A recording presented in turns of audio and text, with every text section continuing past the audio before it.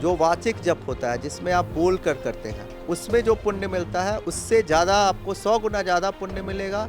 जो उपासु जप होता है, जिसमें आपके होठ हिलते हैं, आवाज़ नहीं आती है बाहर, और जिसमें आपके होठ भी नहीं हिलते हैं, उसमें आप देखेंगे कि उसमें 1000 गुना से ज़्यादा आपको पुण्य मिल रहा है। जब आप रास्ते में आ रहे होते हैं कांवड़ लेकर, किसी भी तरह का आपके मन में कुछ भी व्यभिचार, घृणा, द्वेष, इस तरह की कोई भी चीज़ें आती हैं, या वाणी से आप दरिद्र होते हैं, वाणी आपकी ऐसी होनी चाहिए, कोई ऐसा शब्द ना निकले जिससे किसी जीव मात्र को ठेस पहुँचे। तो इन विषयों पर, इन चीज़ों पर ध्यान देना चाहिए। कांवड़ की जो परंपरा है, इसको तो हमने खुद ही भ्रष्ट कर दिया है।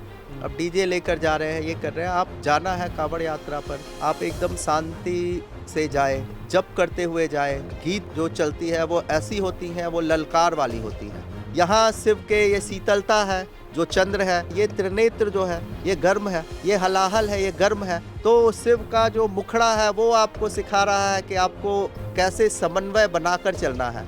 और हम उग्रता की और द्वेष की और इनकी बात करते हैं। कांवड़ यात्रा को पुलिस प्रशासन के सुरक्षा की आवश्यकता नहीं होगी, वही कांवड़ यात्रा सफल होगा और उसी दिन आपको भोले का आशीर्वाद मिल गया। अगर आपके साथ बहुत सारी पुलिस चल रही है तो इसका मतलब आपके ऊपर भोले का आशीर्वाद नहीं है। हमारी तो यही विनती होगी कि बहुत शांतिपूर्ण ढंग से इस यात्रा को आप लोग अंजाम दें। इस सावन के महीने का पावन पर्व है। नमस्कार, मैं माथुर, आप देख रहे हैं द लीडर हिंदी। कांवड़ यात्रा को लेकर विशेष तैयारियां शुरू हो चुकी हैं और 11 जुलाई से लेकर 9 अगस्त तक ये कांवड़ यात्रा जो सावन के माह में चलती है, उनके लिए तमाम व्यवस्थाएं की जा रही हैं। ऐसे में हम बाबा वनखंडी नाथ मंदिर पहुंचे हैं, जहां पर जूना अखाड़े से जो महंत हैं श्री केदारपुरी जी, उनसे जानते हैं कि किस तरीके से हमको जब कांवड़ यात्रा पर जाएँ तो क्या क्या विशेष जो है ध्यान रखना चाहिए, क्या नियम है, क्या धर्म है और क्या हमें जो है कर्मों का जो है उसमें पालन करना चाहिए, उनको लेकर क्या तैयारियां होनी चाहिए, क्या व्यवस्थाएं होनी चाहिए और उन किन चीज़ों का पालन करना चाहिए। आइए सुनवाते हैं। सनातन एक जीवन पद्धति है और हमारे यहाँ कांवड़ की बहुत सारी परंपराएं हैं। कांवड़ जाते हैं तो क्षेत्रीय परंपरा बहुत है और बहुत बृहद देश है हमारा, तो क्षेत्रीय परंपरा बहुत है।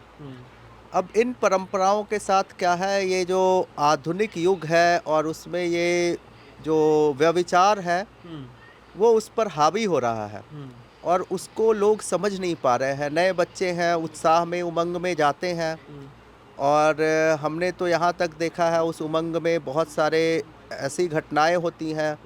बहुत लोगों का जीवन जो है वो बहुत ही मतलब ऐसे मोड़ पर चला जाता है जो वो धर्म के रास्ते पर अगर चल रहे हैं तो नहीं जाना चाहिए। जैसे अब आप जा रहे हैं और बाइक पे जा रहे हैं तो 3-3 लोग जा रहे हैं और 3 लोग सिर्फ जा नहीं रहे हैं, हुड़दंग भी कर रहे हैं। और हमारा तो मतलब जो धर्म है वो यही सिखाता है कि आप सतमार्ग पर चलें। और यहाँ जितने हैं, आप देखें आज प्रशासन को सबसे बड़ी समस्या जो है वो किसी और से नहीं है। स्वयं अगर 2 बड़े कांवड़ के जत्थे एक साथ होने लगते हैं तो प्रशासन जो वहाँ पर सुरक्षा कर्मी होते हैं वो बहुत ही दुविधा में होते हैं कि कैसे इनको वो किया जाए। फिर वो दोनों जत्थेदार आपस में लड़ने लगते हैं। उनमें खुद में होड़ होता है कि मैं आगे जाऊं या ये आगे जाएं, हमारा डीजे ज़्यादा तेज बजे, इनका बजे, है ना। अब जो डीजे की बात है जहाँ तक, है ना, तो वो तो हमारे परंपरा का है ही नहीं, क्योंकि हमारी परंपरा या किसी परंपरा में वो नहीं है। जितने भी धर्म हैं उस समय ये साउंड सिस्टम है, इसकी कोई व्यवस्था थी ही नहीं, है ना। अब क्या हमारे यहाँ तो मानसिक जप का सबसे ज़्यादा महत्व है, जो आप मन से करते हैं, जिसमें आपका होठ भी नहीं हिलता है। जो वाचिक जप होता है, जिसमें आप बोल कर करते हैं, उसमें जो पुण्य मिलता है उससे ज़्यादा आपको 100 गुना ज़्यादा पुण्य मिलेगा। जो उपासु जप होता है, जिसमें आपके होठ हिलते हैं, आवाज़ नहीं आती है बाहर, और जिसमें आपके होठ भी नहीं हिलते हैं, उसमें आप देखेंगे कि उसमें 1000 गुना से ज़्यादा आपको पुण्य मिल रहा है ना। और अब तो विज्ञान ने भी अभी एक अमेरिका में एक वो भी बनाया है सॉफ्टवेयर, जो ये प्रमाणित करता है कि अगर बच्चे 10 मिनट जप करते हैं डेली किसी भी एक मंत्र का या किसी भी एक शब्द का, तो उनके जो मेमोरी पावर है जी। वो 10% बढ़ जाता है। अच्छा। हाँ, ये सॉफ्टवेयर डेवलप किया और इसमें ये प्रमाणित किया गया है ना। अगर आप किसी भी एक शब्द का, आप अपने नाम का भी अगर उच्चारण करते हैं, जप जी, करते हैं, जी। उससे भी 10% बढ़ता है। तो हमारा तो बहुत ही वैज्ञानिक हमेशा से रहा है। अब कावड़ की जो परंपरा है, इसको तो हमने खुद ही भ्रष्ट कर दिया है। अब डीजे लेकर जा रहे हैं, ये कर रहे हैं। आप जाना है कावड़ यात्रा पर, आप एकदम शांति से जाए, जप करते हुए जाए। आपको अगर बजाना ही है कोई भक्ति गीत, अब आती है बात, गीत जो चलती है वो ऐसी होती हैं, वो ललकार वाली होती है। और भोले बाबा जो हैं, जिनको हम भोले बोलते हैं, आप फिर भैरव बाबा बोले, भैरव बाबा के लिए आप उग्र गीतों का उपयोग कर सकते हैं। भोले बाबा के लिए उग्र गीत है ही नहीं। शास्त्र में उनके लिए कोई भी उग्र वो नहीं है, वो भैरव के लिए है, वो भोले के लिए नहीं है ना। तो हम उग्र गीतों का प्रयोग करते हैं, जिसमें हम ललकार कर रहे होते हैं। फिर हम गीत बजा रहे हैं, उसमें देख रहे हैं कि भोले बाबा को चिलम बनाकर माता पार्वती दे रही हैं, है ना। जो झांकियाँ निकलती हैं, झांकियाँ निकलती है, उसमें आप देखते हैं शिव का जो स्वरूप बना है, उनको चिलम होता है उनके हाथ में। आप किसी भी वेद पुराण को उठा लें, शिव पुराण, अग्नि पुराण, लिंग पुराण, वायु पुराण, किसी पुराण को आप उठा लें, कहीं पर भोले बाबा ने चिलम को हाथ नहीं लगाया। अब वो चिलम का जो उपयोग है वो कर रहे हैं, ये भोले की बूटी है और हम नशा कर रहे हैं। अब कुछ सन्यासी नशा करते हैं, चिलम का उपयोग करते हैं, है ना।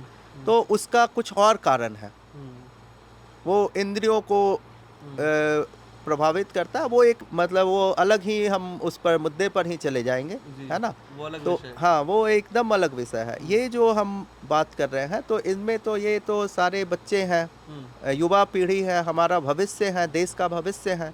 तो उनको ये हम गलत मार्ग पर ला रहे हैं ऐसे गानों को बनाकर।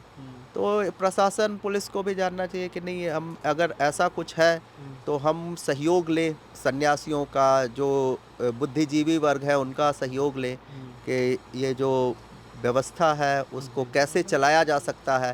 क्योंकि वो धर्म की बात होती है, जहाँ धर्म में लिप्त होता है, तो प्रशासन, पुलिस भी वहाँ पर कुछ ऐसा कठोर कार्य करने से डरती है।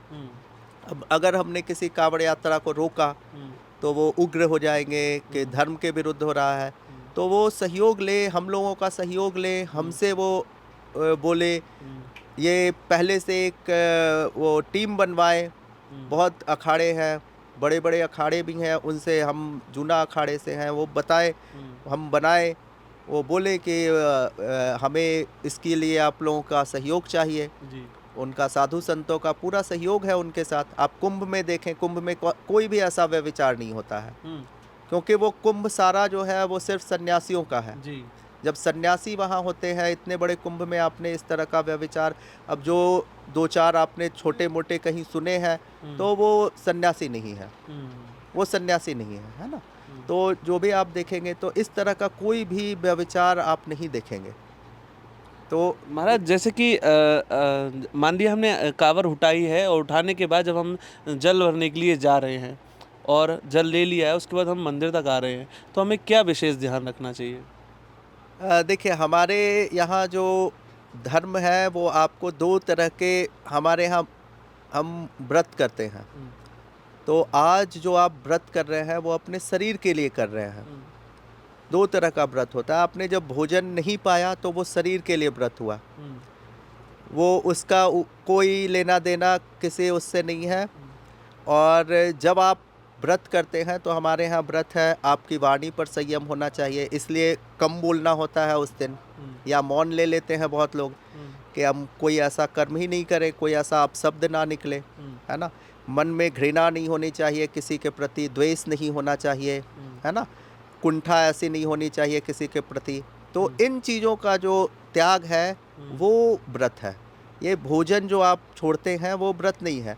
तो जब आप रास्ते में आ रहे होते हैं कांवड़ लेकर, जल लेकर आप आ रहे हैं, कोई और ऐसा आ रहा है, तो आपके मन में वो होता है कि हम कुछ व्यभिचार करें। किसी भी तरह का आपके मन में कुछ भी व्यभिचार, घृणा, द्वेष, इस तरह की कोई भी चीज़ें आती हैं, या वाणी से आप दरिद्र होते हैं। वाणी से तो लोगों को दरिद्र होना ही नहीं चाहिए। आप धन से दरिद्र हैं, वाणी से दरिद्र कभी नहीं होना चाहिए। वाणी आपकी ऐसी होनी चाहिए, कोई ऐसा शब्द ना निकले जिससे किसी जीव मात्र को ठेस पहुँचे। तो इन विषयों पर, इन चीज़ों पर ध्यान देना चाहिए। बाकी जो अपने अपनी परंपरा है क्षेत्रीय, और एक ही क्षेत्र में भी बहुत सारी परंपरा है ना। कोई किसी विधि से लाते हैं। हमारे यहाँ बहुत तरह के देवता होते हैं, ग्राम देवता हैं तो उनके हिसाब से भी चलता है कावड़, है ना। क्षेत्रीय देवता होते हैं, उनके हिसाब से उनको आप उन विधि को आप लेकर चले। लेकिन जो मुख्य है वो ये है कि आप में संयम होना चाहिए, संयमित होकर चले। आप भोलेनाथ को देखें, वो बहुत संयमित है ना। आप भोलेनाथ के अवतार को देखें, जो रुद्रा अवतार हैं, खुद भगवान हनुमान जो है, बजरंगबली, आप उनको देखें, कितने संयमित हैं, कितने अनुशासित हैं। भगवान भोलेनाथ कितने अनुशासित हैं। उनका आप देखेंगे, उनके परिवार को आप देखें, वो आपको परस्पर समन्वय सिखाता है। उनका परिवार आप शिव परिवार में देखेंगे, शिव जी हैं, माता पार्वती हैं, भगवान गणेश हैं, कुमार कार्तिकेय हैं। इन सब के वाहन को आप देखें, भगवान शिव का वाहन नंदी है और माता का वाहन सिंह है। दोनों का स्वभाव जो है वो बहुत विपरीत है, और दोनों परस्पर समन्वय बनाकर एक साथ रह रहे हैं एक स्थान पर। मयूर है, मूसक सर्प है शिव जी के गले में। दोनों स्वभाव से विपरीत हैं और दोनों परस्पर समन्वय है दोनों में। मूसक है, सर्प है, इनमें भी आप देखेंगे स्वभाव से विपरीत है, दोनों रह रहे हैं साथ। तो ये हमें वो जो हमें सिखाया जा रहा है वो तो आपको एक शिव परिवार खुद सिखा रहा है। यहाँ शिव के ये शीतलता है, जो चंद्र है, गंगा है, शीतल है, ये त्रिनेत्र जो है ये गर्म है, ये हलाहल है, ये गर्म है। तो शिव का जो मुखड़ा है वो आपको सिखा रहा है कि आपको कैसे समन्वय बनाकर चलना है। और हम उग्रता की और द्वेष की और इनकी बात करते हैं। तो आप शांतिपूर्ण ढंग से कावड़ यात्रा करें, अपने ऊपर संयम रखें। आप बजरंगबली से सीखें, उन्होंने कभी नहीं बोला कि मैं कौन हूँ। यहाँ जितने लोग आपको मिलेंगे, आप हमें नहीं जानते हैं, उनका प्रश्न ये होगा आप मुझे नहीं जानते हैं, मैं कौन हूँ।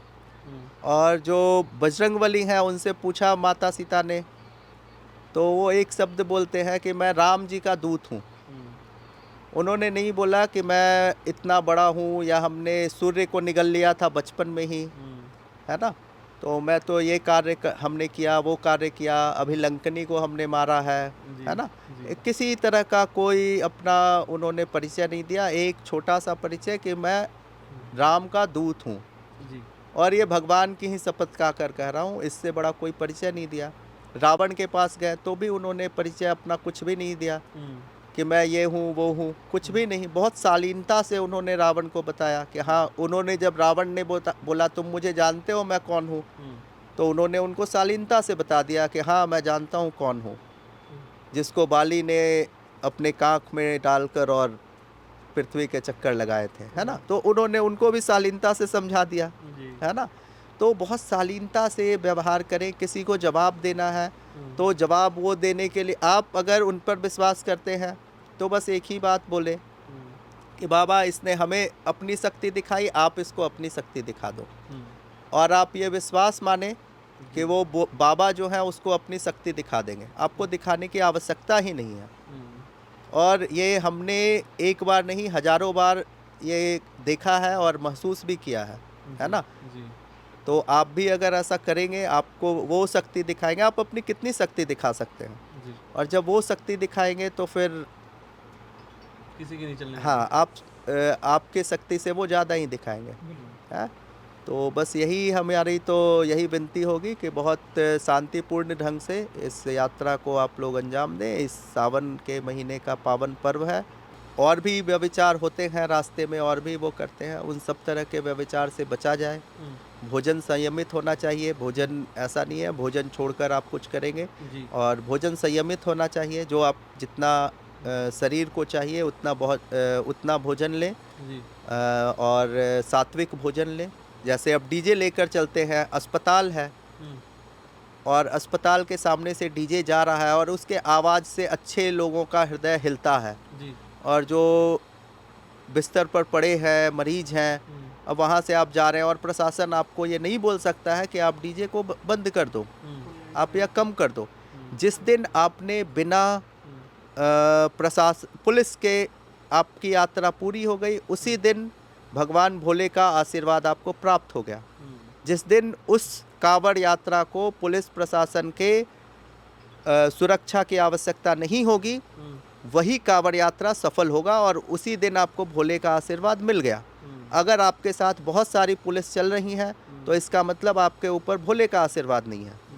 भोले का आशीर्वाद होगा तो आपको उसकी आवश्यकता ही नहीं है, और सबको ये विश्वास भी हो, पुलिस को भी, कि इस जत्थे में जितने लोग हैं इन सबके ऊपर इनके ऊपर भोले का आशीर्वाद है। इनको हम क्या सुरक्षा देंगे जब वो भोले बाबा खुद सुरक्षा दे रहे हैं, तो है ना।